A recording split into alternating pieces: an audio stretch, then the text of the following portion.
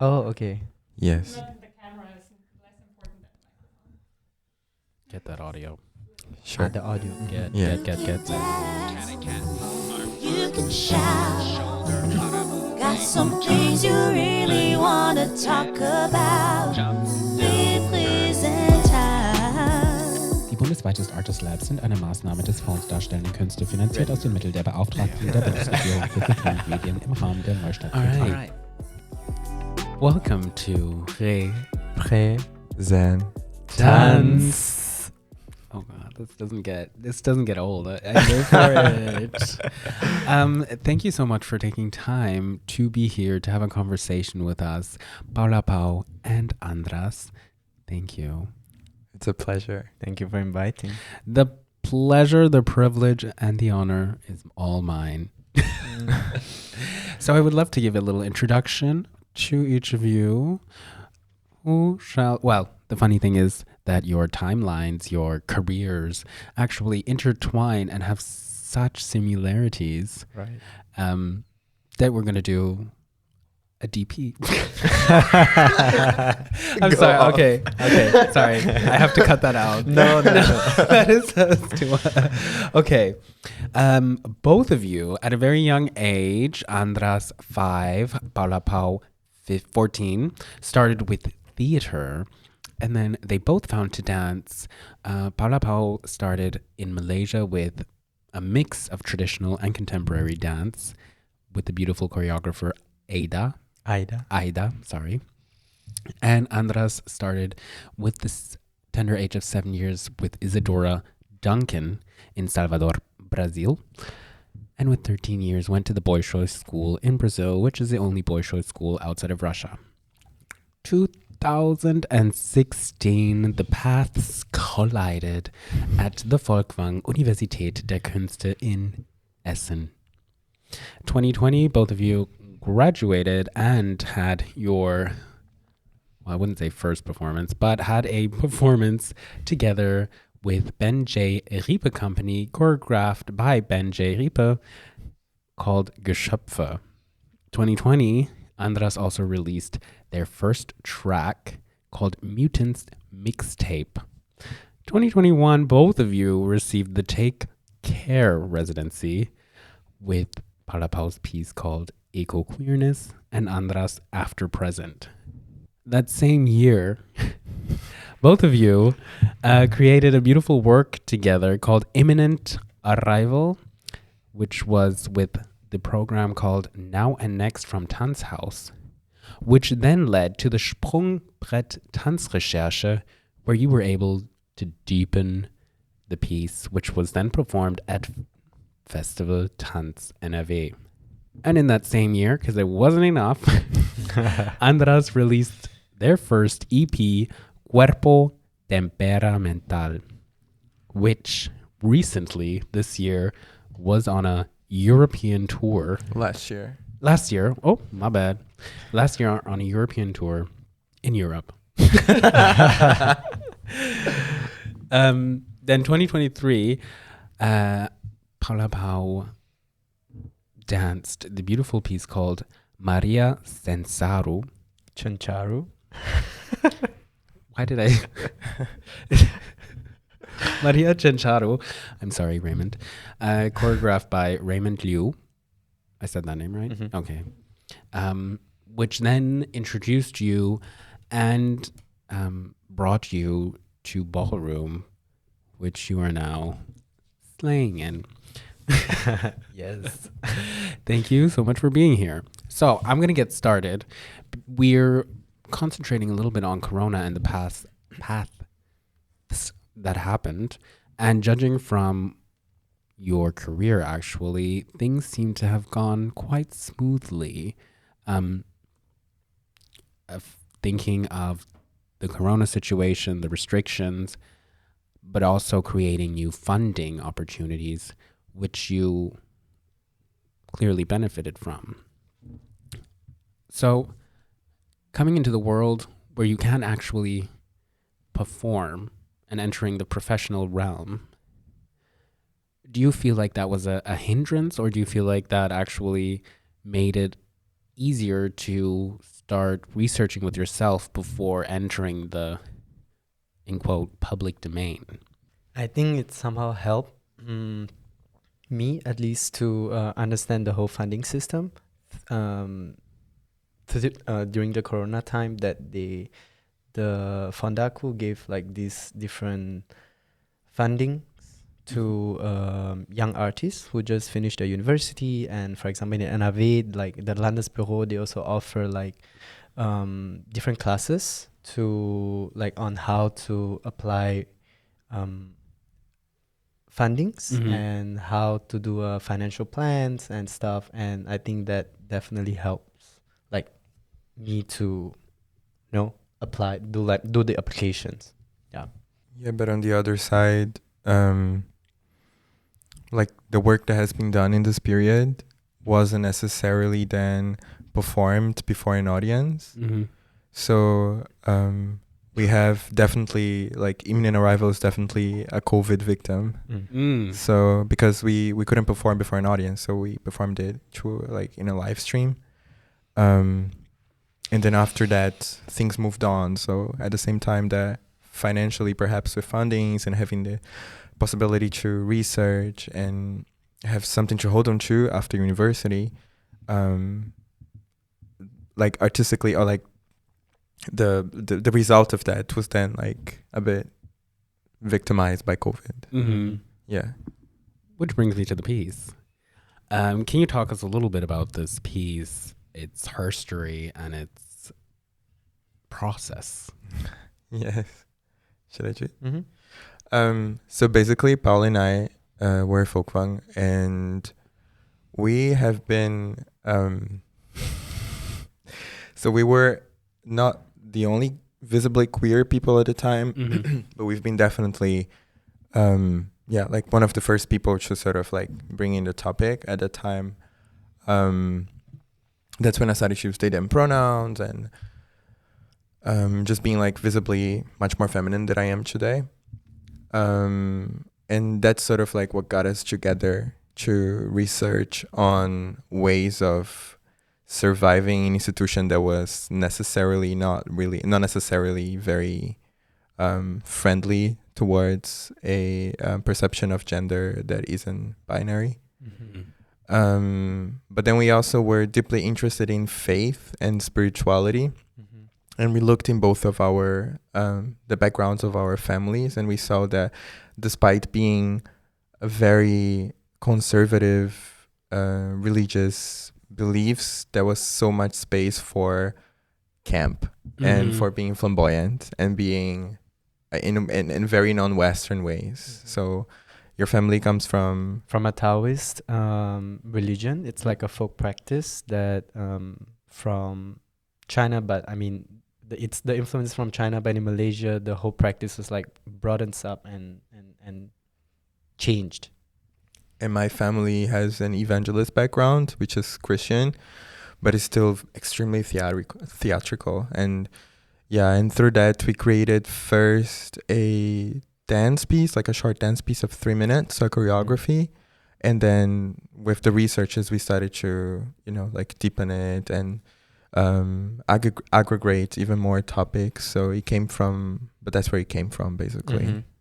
You started from faith, like fighting faith in conservative spaces. Exactly. And then you went to performativity and spirituality and how these two things come together. So you only performed it virtually, or did you at the end in the festival get to also perform it live?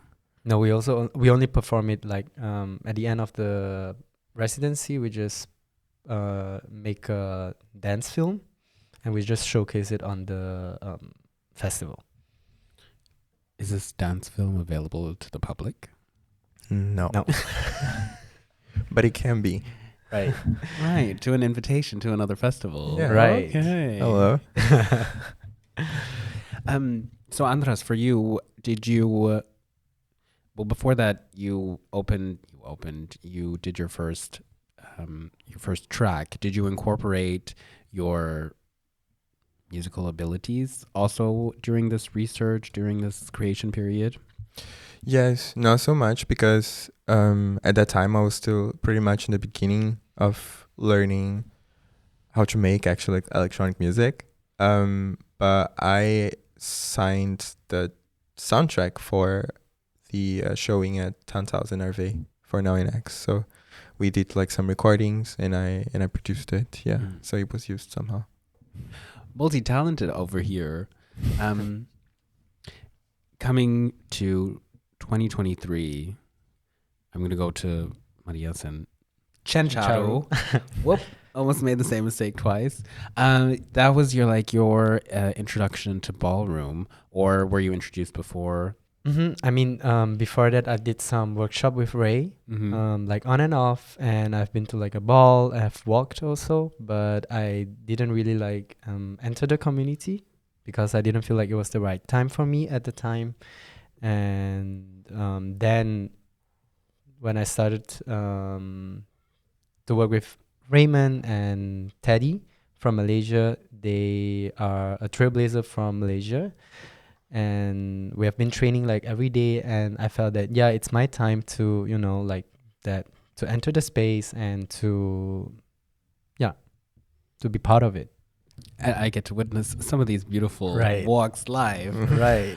So both of you incorporate or are inspired by your queerness a lot, and especially in your works and your collaborations and who you choose to work with. Do you sometimes feel that writing applications or finding fundings, that is the only way for you to get it? Or do you feel like queerness is just, no matter what you produce, it's going to be queer, and that's that?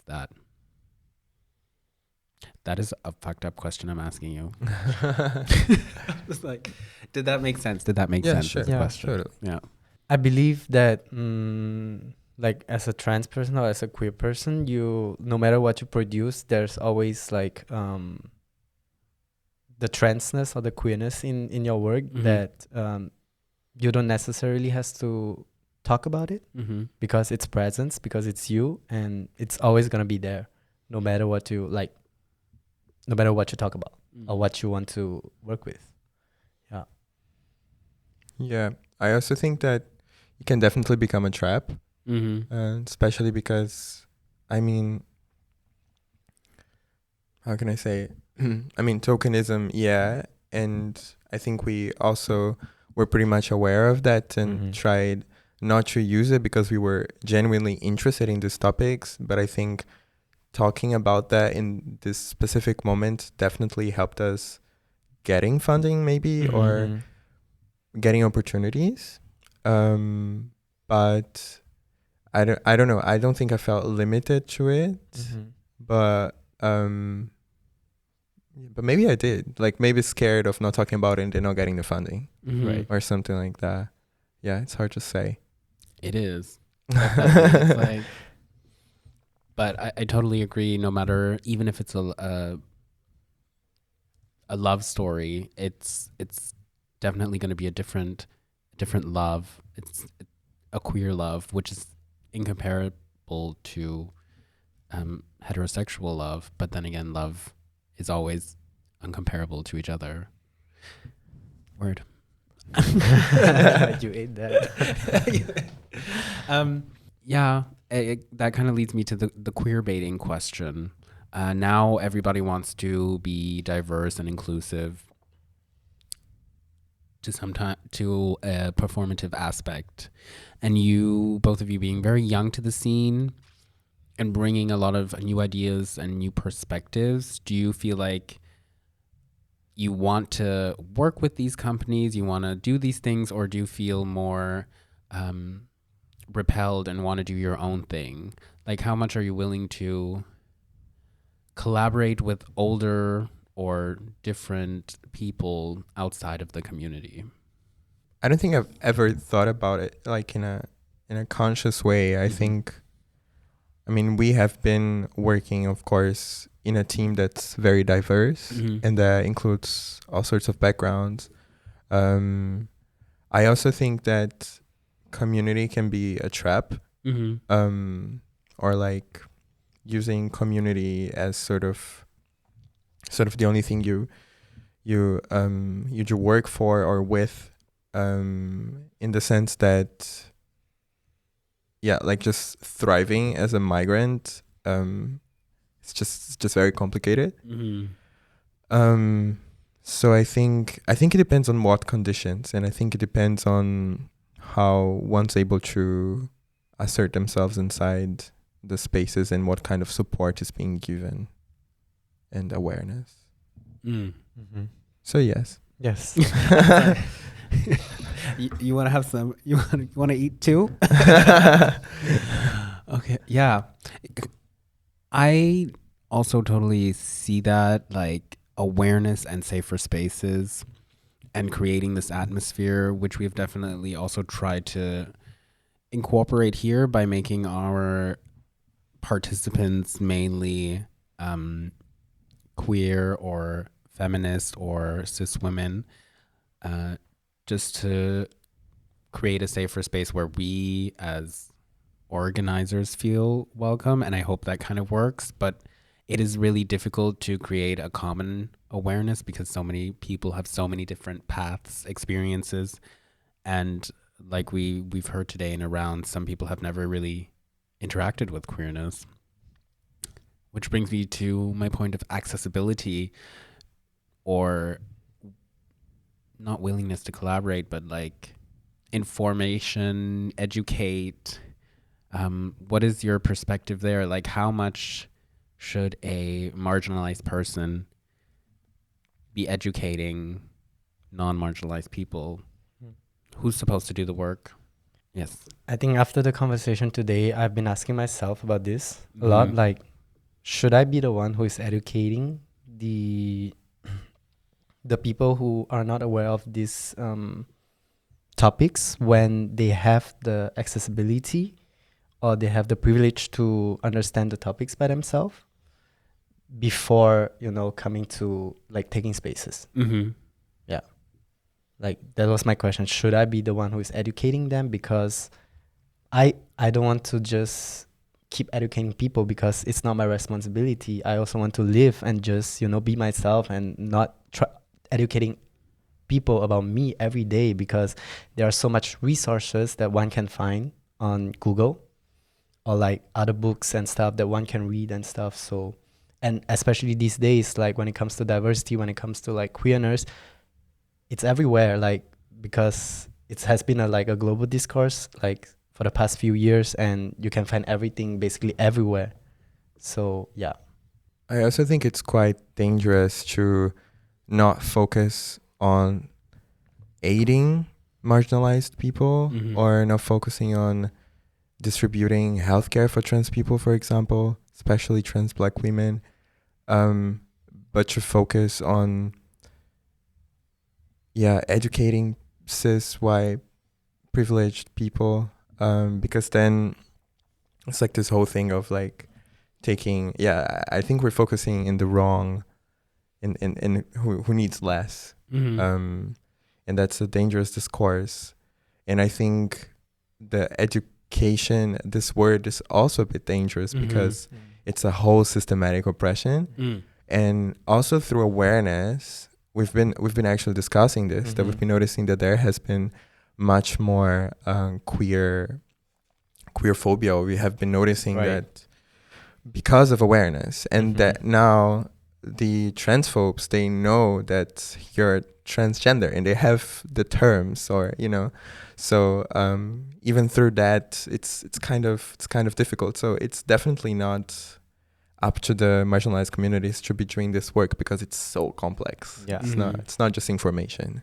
Also, when it comes to visibilities, it always comes with violence also behind that, because when you perform, like a trans bodies perform on stage, people are like, okay, happy, clap for the shine on stage and stuff, blah blah blah. But at the end of the day, the trans person has to go back home themselves, and nobody's talking about their safety. Nobody's supporting them in this way, like, are you safe? Do you need help? Do you need a company to go back home?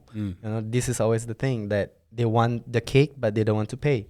That is like the exact same point that where we ended up with Elle and Black Pearl, of this, we celebrate you on stage and on stage only.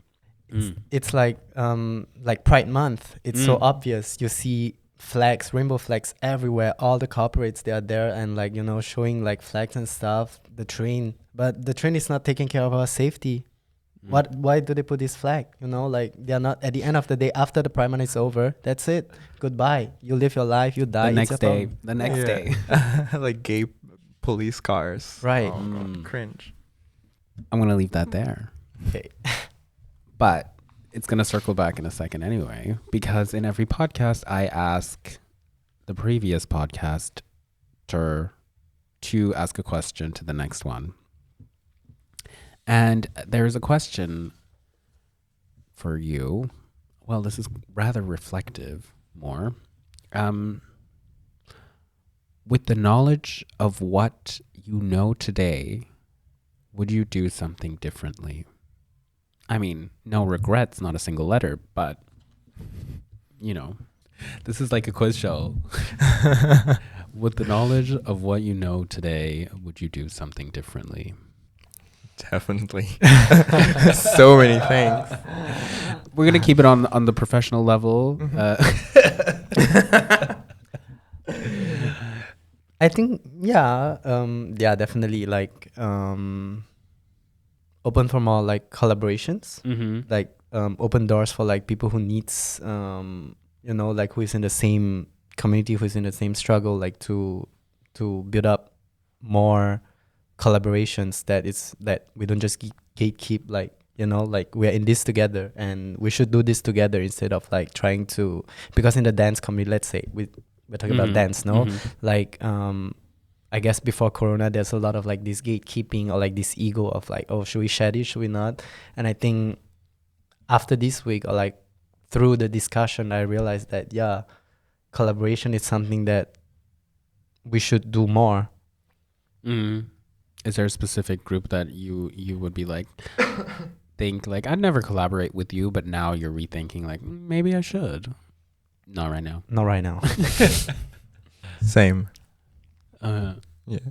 Same collaboration. Yeah. Being more less open about that. gatekeeping. Yeah, totally. Mm. I think when you leave any like a big institution, and especially in NRV, we're so many, not so many, but we have a few big dance schools, and there is so much about this and that school and that school, and after you leave, you just notice like, okay, that's actually all not real, because you know, when school's over, time to work, and we're just people. So yeah. And I also think like offering help. Mm-hmm. That's the thing, like helping each other. And that's the thing that I guess we learned like during the Corona times, that when it comes to like funding and stuff, we were learning at the time. And now we have a bit more knowledge about like, you know, we could have like helped so many people in, you know, like getting fundings and share like resources with them, how to get the funding, how to write, how to apply.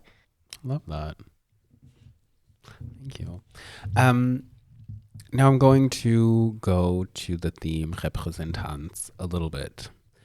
Performing here or performing in Germany or other cities in Europe, or noticing, okay, this is a more diverse crowd and it's giving me this, and okay, I know I'm in a predominantly white space performing for predominantly white people.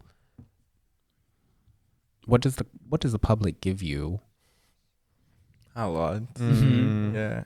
Yeah, like I had the experience and the luxury of touring last year with my music. I mean, I dance a lot on the show as well, and it's like a full performance in the space, and I'm very close to the audience.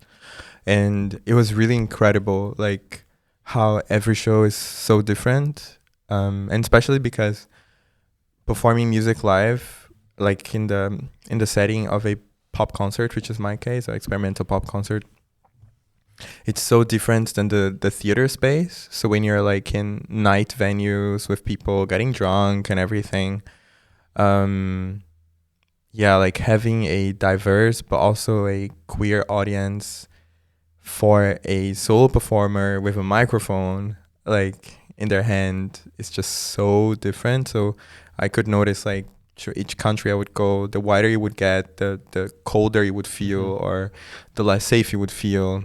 So I think definitely Yeah. Mhm. and the sort of feedback you get is also very dependent on that.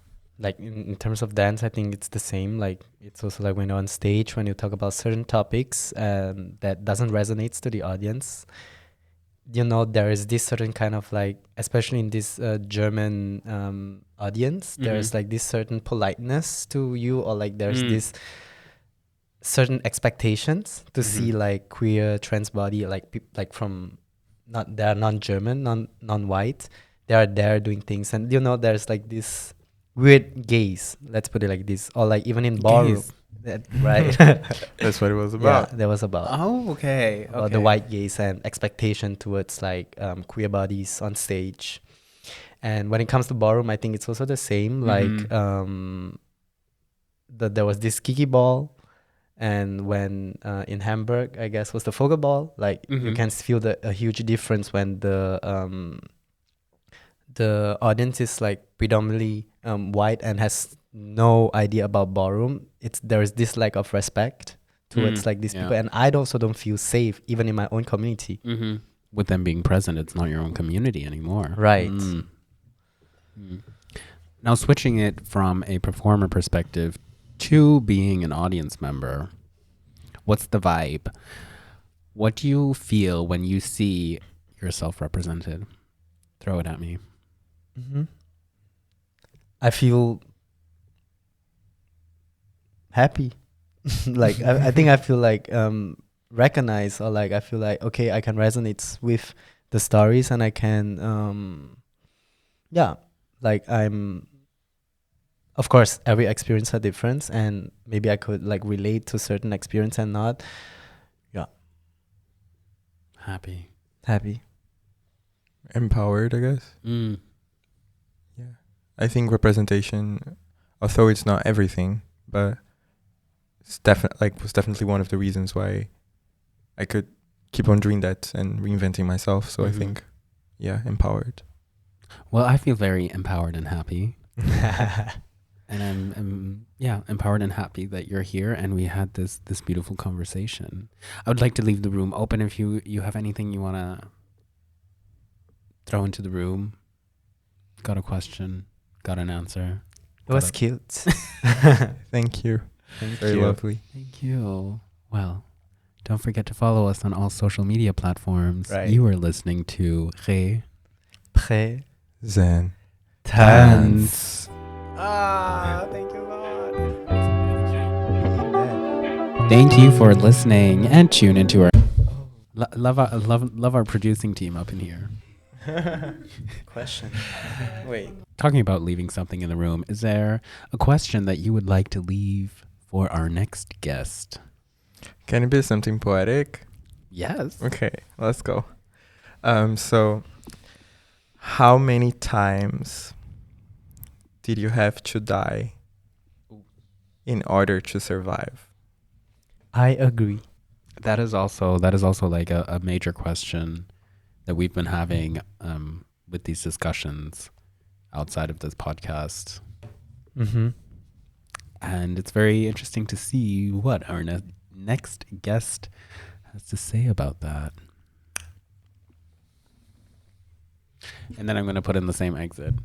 Represents Tanz. You can shout. Got some things you really want to talk about. Represent Tanz. Die Bundesweiten Artist Labs sind eine Maßnahme des Fonds Darstellende Künste, finanziert aus den Mitteln der Beauftragten der Bundesregierung für Kultur und Medien im Rahmen der NEUSTART Kultur.